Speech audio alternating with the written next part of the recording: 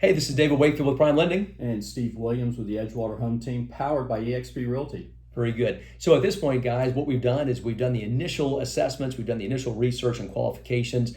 The last video we talked about you kind of giving Steve the information so we can do kind of a broad brush search of neighborhoods and things like that. And at that point, I was doing a little more of a deep dive into your financial situation and really trying to find the best loan strategies for you. Now at this point, we've narrowed down the home search, right? And so, Steve, how many homes do you typically go out and show somebody? When we do this, it's best that you probably drive the neighborhoods on your big list and see which ones you really would like to narrow that list of 8 or 9 or 7 homes down to probably 3 or 4. And a lot of ways you can do that is by driving those neighborhoods and seeing how you think the rest of the neighborhood fits into what you're expecting before we go out and look at. Instead of looking at all the homes, let's whittle it down to those 3 or 4 because it helps you in the end. You're spending quality time on the quality properties. Perfect, great. And at this point too, by the way, when Steve comes to me or we're having this conversation and you start giving me addresses of homes that you're interested in, which by the way, I want you to do that because I want to be able to really drill down on these things for you. So as Steve gives me the addresses or you contact me with your top picks, I'll put those together in a side-by-side comparison. It's my total cost analysis spreadsheet. And I can put 4 houses side by side, so you'll see exactly what the payments are going to be on those, exactly what your cash needs are going to be on those. And with the address information, I can double check taxes and CDDs and things like that. And I can take a guess on homeowners insurance. I won't have those numbers nailed down exactly, but we have a pretty good understanding of what those numbers are going to look like. That really gives you a great picture of what things are going to look like.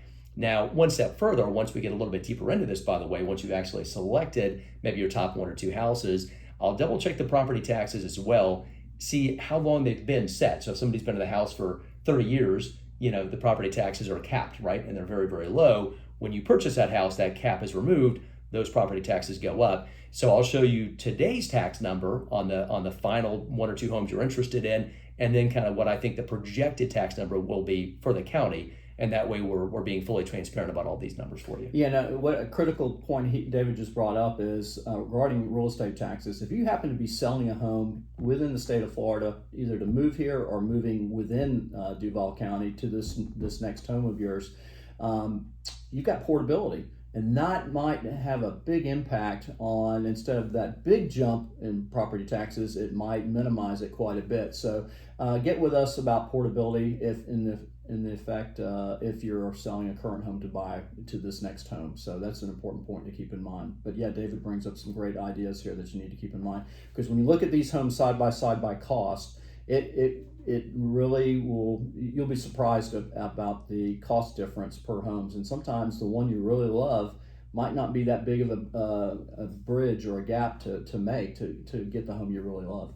Great point. And by the way, nobody, for whatever reason, knows anything about portability. I have this conversation with buyers all the time, and somehow this never comes up in conversation. So if you do own a home currently in the state of Florida, you can check with the county, and there's a little chart. I got a formula for that. Yeah, there's a formula, and they'll come up and they'll say, hey, the market value, the assessed value, all this other stuff, and you can port over some of those taxes or some of that difference, which keeps your taxes down lower, and that's what that's all about, is that portability. And we'll get to this later officially, but filing homestead exemption, somehow people miss that as well. So, so that's pretty much it, guys. So the next step at this point, again, we've narrowed down this home search. We've got the top picks we're looking at. We're researching true numbers on taxes and HOAs and CDDs and payments and something else too, by the way, that I want to bring up as you're talking about trying to find these houses. You might be looking at a house, maybe it's $400 versus $450.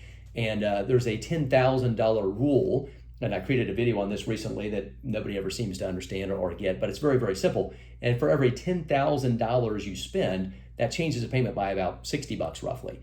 So if you're looking at it and you're saying, oh my gosh, the house is, he wants $450 and I'm not going to pay a dime over $440. Okay, well, it's $60. Is it worth not making your spouse happy or making your spouse mad over $60 a month? Probably not. Get the house you want, spend the extra $60. Yeah, and that's a great point too, because it kind of segues into something that I really love, and that is these price differences aren't as broad and as big a jump as you may think. And there's ways to be creative and work around it that David can share with you. If you're not going to live in this home for any great length of time, or you're worried about the current interest rate that you've been quoted, I always say marry the home, date the rate. You can always refinance the home at a later time if you want to, if it's going to be your forever home and if you're going to stay in there a while. Or if this is a temporary step into your next move up, then yeah, there's ways to get a lower interest rate than what a 30-year fixed rate would be. So keep that in mind as well. Exactly, and we can discuss that, whenever you're ready to dive a little deeper. And